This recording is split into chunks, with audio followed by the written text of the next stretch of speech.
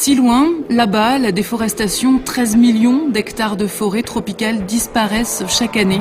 C'est un quart de la France. Toutes les 2 secondes, un terrain de football se volatilise là-bas, au Brésil, en Indonésie ou dans le bassin du Congo. La déforestation, si loin, mais pourtant si proche de nous, la destruction des forêts tropicales est à l'origine d'1/5 des émissions de gaz à effet de serre mondiales. C'est plus que le secteur du transport au niveau mondial. Là-bas au Brésil ou dans le bassin du Congo, certains bois sont pillés, coupés sans autorisation. Les entreprises forestières profitent du manque de moyens, de contrôle et de la corruption des autorités. Ici, ce bois entre sur le marché européen avec de faux papiers, puisqu'aucune loi n'existe vraiment pour le contrôler. On le retrouve dans nos parquets, nos contreplaqués, nos meubles de jardin en bois tropical. Là-bas, dans l'Amazonie brésilienne, on rase les forêts pour y faire paître des bovins. Ici, cet élevage alimente la production de cuir pour nos baskets, nos sacs à main, parfois pour des marques prestigieuses. Là-bas, le Brésil est fier d'être le numéro 1 de l'élevage au niveau mondial et la déforestation fait du Brésil le 4e pire émetteur de gaz à effet de serre.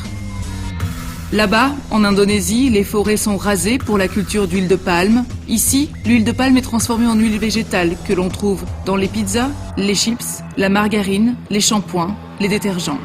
Et la déforestation fait de l'Indonésie le 3e émetteur mondial de gaz à effet de serre, donc le 3e pays pollueur de la planète, juste derrière la Chine, les États-Unis et devant le Brésil.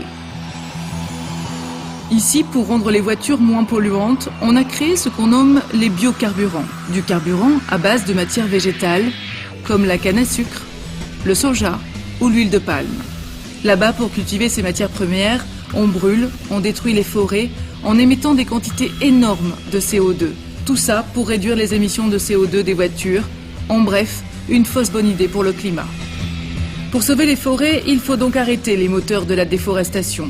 D'abord, l'Europe doit réglementer le marché du bois pour réduire son empreinte écologique et bannir le bois illégal.